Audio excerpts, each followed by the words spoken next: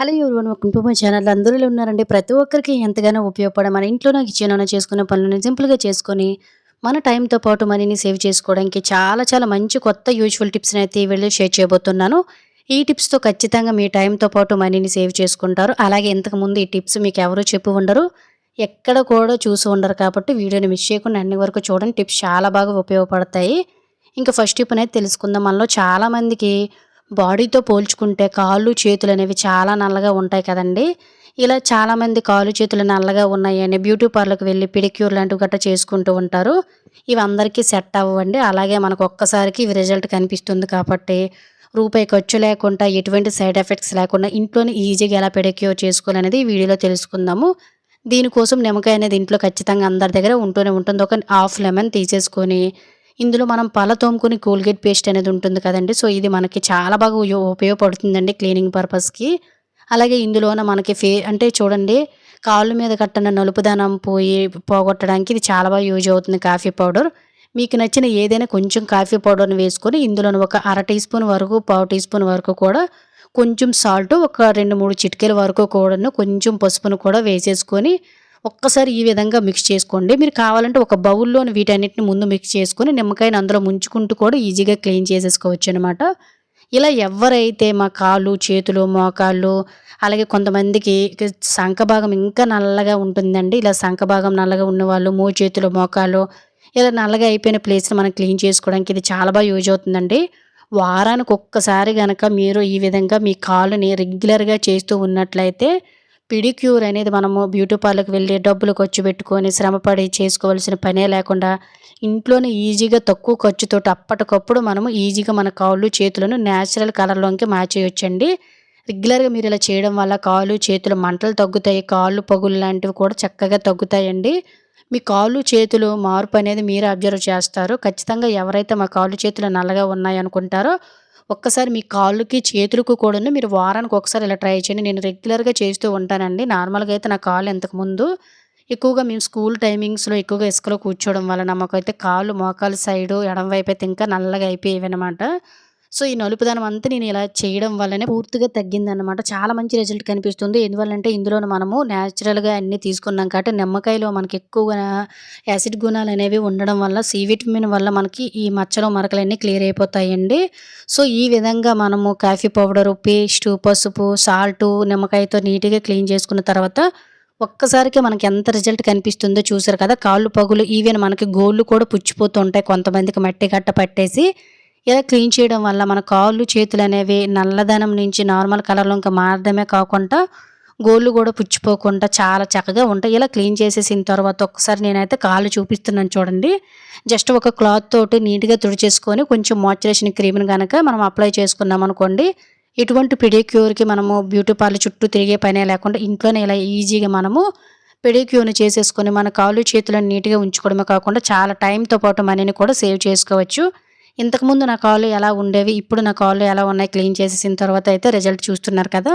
ఒకసారి ట్రై చేయండి, మీకే రిజల్ట్ కనిపిస్తుంది. ఇంకా సెకండ్ ఐడియానైతే తెలుసుకుందామండి. జనరల్‌గా నార్మల్‌గా మనము ప్రతిరోజు కుక్కర్‌లో ఏదో ఒకటి వండుతూ ఉంటాం కదండీ. చాలామంది కుక్కర్‌ని అయితే క్లీన్ చేసేస్తూ ఉంటారు కానీ కుక్కర్ విజిల్స్ మాత్రం వదిలేస్తూ ఉంటారండి. కుక్కర్ విజిల్స్‌లో ఒకసారి అబ్జర్వ్ చేయండి. మీకు తెలియకుండానే మనకి చాలా వరకు మురుకులాగా అయితే జంగులాగా పట్టేసి అంటే జిగురులాగా పట్టేసి చాలా అసహ్యంగా ఉంటాయి. ఒక్కొక్కసారి విపరీతమైన స్మెల్ అనేది కూడా పట్టేసి ఒక్కొక్కసారి మన కుక్కర్‌లో ఏది పెట్టినా బయటకి లీక్ అయిపోయి కుక్కర్‌లు అనేవి బ్లాస్ట్ అయిపోవడానికి రీజన్ కూడా ఒక్కటి మనకి ఏదైనా ఉందని అంటే ఇది విజిల్స్ అండి. విజిల్స్‌ని కూడా మనము ఖచ్చితంగా 4, 5 రోజులకు ఒక్కసారైనా లేదంటే వారానికి ఒక్కసారైనా కూడా మొత్తం ఈ విధంగా టోటల్‌గా అన్ని పార్ట్స్‌ని విప్పేసుకొని నీట్‌గా ఇలా క్లీన్ చేసుకున్నామంటే ఎటువంటి బాక్టీరియా ఫామ్ అవ్వదు. కుక్కర్‌లు కూడా రిపేర్ రాకుండా ఉంటాయండి. వీడియోలో చూపిస్తున్న విధంగా మన ఇంట్లోనే ఉండే విజిల్స్ అన్నిటిని వంట అయిపోయిన తర్వాత తీసి పక్కన పెట్టుకున్న తర్వాత ఇందులోన కొంచెం వాటర్‌ని పోసుకొని బౌల్‌లో ఆ తర్వాత కొంచెం ఒక పావు టీ స్పూన్ వరకు కూడా వంట సోడా వేసేసుకోండి. ఆ తర్వాత కొంచెం అంటే కొంచెం విమ్ లిక్విడ్‌ని కూడా వేసేసుకొని కొంచెం సాల్ట్ వేసుకోండి. తుప్పులాంటిది గట్టా ఏదైనా ఉన్నా కూడా పోతుంది. ఇలా కూడా మొత్తం మిక్స్ చేసేసుకొని జస్ట్ ఒక 5, 10 నిమిషాలు పక్కన పెట్టేశారంటే మీరే కళ్ళతో చూస్తారండి. ఇందులో మనకి ఎండిపోయినట్టు మురుకు కనిపిస్తుంది గానీ వేడి వల్ల ఎంత మురుకు అనేది వస్తుందో ఒక్కొక్కసారి మనం పప్పు, రైసు వండేటప్పుడు ఆ మెతుకులు అనేవి మనకి ఇరుకుల్లో అతికిపోయి మనకు విజిల్స్ అనేవి సరిగ్గా రావన్నమాట. ఇలా మనం అప్పుడప్పుడు క్లీన్ చేసుకోవడం వల్ల విజిల్స్ అనేవి పర్ఫెక్ట్‌గా పనిచేస్తాయి కాబట్టి కుక్కర్ విజిల్స్‌కి ఎటువంటి ఆటంకం ఉండదు.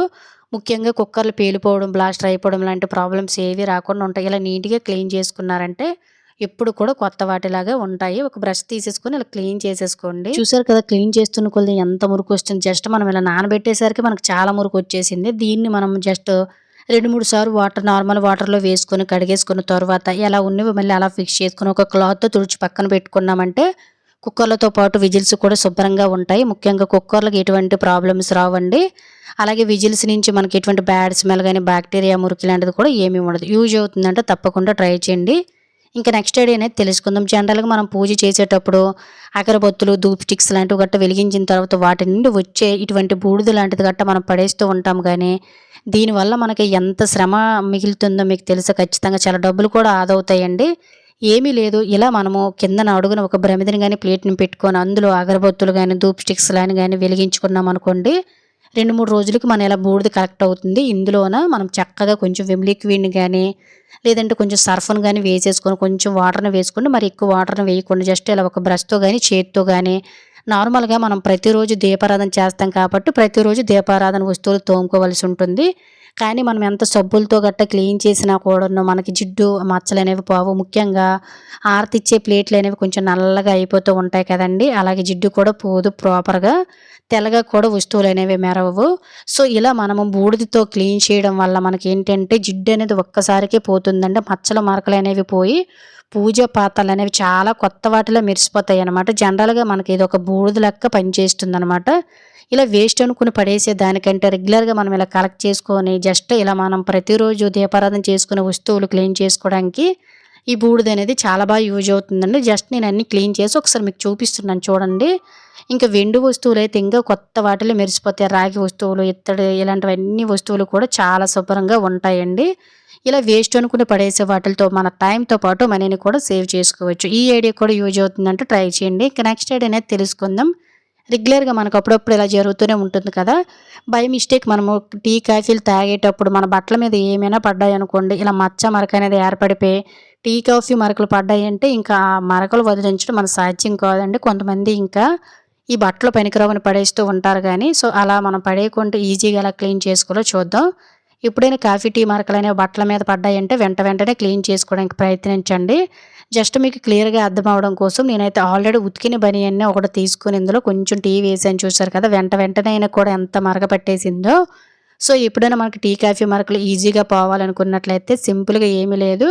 జస్ట్ మనకి ఎక్కడైతే టీ, కాఫీ మరకలు పడ్డాయో ఆ ప్లేస్‌లో కొంచెం బేకింగ్ సోడా, అలాగే కొంచెం విమ్ లిక్విడ్‌ని కొంచెం వేసుకుంటూ మనకి ఈ బట్టల మీద పడిన కాఫీ, టీ మరకలనేవి పూర్తిగా పోయినంత వరకు కూడా కొంచెం ఈ విధంగా యాడ్ చేసుకొని క్లీన్ చేసేసుకున్నామంటే మనకి 99% మరకనేది ఊడిపోతుందండి. జస్ట్ తర్వాత కొంచెము వాటర్‌లో మీరు కావాలంటే సబ్బు బ్రష్ కూడా పెట్టండి. లేదు అనుకున్నట్లయితే జస్ట్ ఇలా మనము ఎటువంటి సబ్బు, బ్రష్ అనేది లేకుండానే ఈజీగా క్లీన్ చేసేసాం చూసారు కదండీ! జస్ట్ నేనైతే ఒక బౌల్‌లో ఇంక మీకు పెట్టి చూపిస్తున్నాను చూడండి. జస్ట్ ఇలా చేత్తో మాత్రం ఖచ్చితంగా రుద్దండి. ఇంక ఒకవేళ ఏదైనా బట్టలు గనక, మరకలు గనక ఉన్నాయనుకోండి ఈజీగా క్లీన్ అయిపోతాయి. ఇలా క్లీన్ చేసుకున్నట్లయితే మనకి టీ, కాఫీ మరకలనేవి అస్సలు వదలవు, కష్టము, ఇంక పనికిరావని పక్కన పడేసే వాటిని కూడా చాలా ఈజీగా క్లీన్ చేసుకోవచ్చండి. ఎంత శుభ్రంగా ఉన్నాయో చూసారు కదా! ఈసారి బట్టల మీద పడిన టీ, కాఫీ మరకలు క్లీన్ చేయాలనుకునేటప్పుడు ఒక్కసారి ఈ ప్రాసెస్‌ని గుర్తుపెట్టుకొని క్లీన్ చేసి చూడండి. మీకే తెలుస్తుంది. ఇంకా నెక్స్ట్ ఐడియా అనేది తెలుసుకుందాం. జనరల్‌గా మనము ఇంట్లో ఐరన్ అనేవి చేసుకునేటప్పుడు ఇంట్లో పిల్లలున్నారనుకోండి, ఎక్కడ పడితే అక్కడ ఇలా పెయింటింగ్‌లని, నెయిల్ పాలిష్‌లని ఇలా ఐరన్ బాక్సుల మీద గట్టా చేసేసారనుకోండి, దీన్ని కొంచెం క్లీన్ చేయడం కష్టమే. అలాగే మనం ఐరన్ చేసేటప్పుడు కూడా గీతలు పడకుండా ఐరన్ బాక్స్‌ని క్లీన్ చేసుకొని ఎక్కువ రోజులు ఎలా ఉంచుకోవాలంటే సింపుల్‌గా ఐరన్ బాక్స్‌ని ఎలా క్లీన్ చేసుకోవాలనేదైతే తెలుసుకుందాం. జస్ట్ మనకి ఇంట్లో ఎక్స్‌పైర్ డేట్ అయిపోయిన టాబ్లెట్లు గాని, లేదంటే నార్మల్ టాబ్లెట్స్ అయినా ఉంటాయి కదండీ! ఏదైనా వాడింది. దాన్ని జస్ట్ ఈ విధంగా తీసేసుకొని ఒకవేళ ఎప్పుడైనా కూడాను మీకు ఐరన్ బాక్స్ మీద ఏవైనా మచ్చలు, మరకలు గట్టా ఏవైనా పడ్డాయనుకోండి, వాటిని క్లీన్ చేయాలనుకునేటప్పుడు జస్ట్ ఈ విధంగా ఒక టాబ్లెట్‌తో పాటు ఇలా మీరు క్లీన్ చేసేసారంటే చాలా ఈజీగా ఎక్కడ మచ్చ, మరక ఉన్నా పోతుంది. ముఖ్యంగా ఎటువంటి గీతలనేవి పడకుండా చాలా స్మూత్‌గా, సూపర్‌గా, నీట్‌గా క్లీన్ అయిపోతుంది. ఇంతకుముందు చూసారు కదా! మా పాప అయితే పెయింటింగ్‌లా చేసేసిందనమాట నెయిల్ పాలిష్‌తో.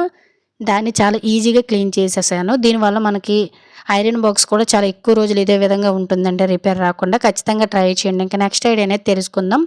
చాలామంది సమ్మర్ రాగానే ఫేస్ అనేది బ్లాక్‌గా అయిపోతుంది. మచ్చలు తగ్గటం లేదు. పొక్కులనేవి వచ్చేస్తున్నాయి అని చాలా ఇబ్బంది పడిపోయి చాలా రకాల ఫేస్ క్రీమ్‌లనేవి వాడేస్తూ ఉంటారండి. అసలు మన ఇంట్లోనే అమ్మమ్మ కాలం నాటి నుంచి ఒక మంచి రెమెడీ ఉందండి. దీనికి మించిన రెమెడీ అనేది ఇంకోటి ఉండదు.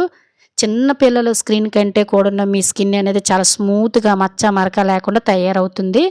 దీనికోసం ఏమీ లేదండి. జస్ట్ మనకి పాల మీద మీగడ అనేది ఫేస్‌ని చాలా బ్రైట్‌గా తయారు చేసి నేచురల్ పింక్ కలర్‌లోకి మార్చడానికి చాలా బాగా యూజ్ అవుతుందండి. జస్ట్ ఇందులో కొంచెం అంటే కొంచెము చిటికెడు వరకు కూడాను పసుపును వేసేసుకొని దీన్ని ప్రతిరోజు వాడొచ్చు. మీరు వారానికి 1, 2 సార్లైనా చిన్న పిల్లల దగ్గర నుంచి మగవారు, పెద్దవారు ఎవ్వరైనా వాడొచ్చండి. దీన్ని మీ ఫేస్‌కి, నెక్కకి, చేతులకి, కాళ్ళకి చక్కగా అప్లై చేసేసి ఒక గంట తర్వాత స్నానం చేసేసారంటే మనకి కొంతమందికి స్కిన్ అనేది పగిలిపోతుంది కదా! అలా స్కిన్ పగలడం తగ్గుతుంది. ఫేస్ అనేది చాలా స్మూత్‌గా, బ్రైట్‌గా తయారై మీ ఫేస్ చాలా గ్లోయింగ్ పెరుగుతుంది. రెగ్యులర్‌గా ట్రై చేయండి. చాలా మంచి రిజల్ట్ కనిపిస్తుంది. ఇంకా నెక్స్ట్ ఐడియా అనేది తెలుసుకుందాం. జనరల్‌గా మనము చపాతీ అనేది చేసేసిన తర్వాత ఎంతో కొంత పిండి అనేది మనకి ఇలా రెగ్యులర్‌గా మిగిలిపోతూనే ఉంటుంది కదండీ! సో, అందరమే కరెక్ట్‌గా కలపాలని అయితే ఏమీ ఉండదు కదా!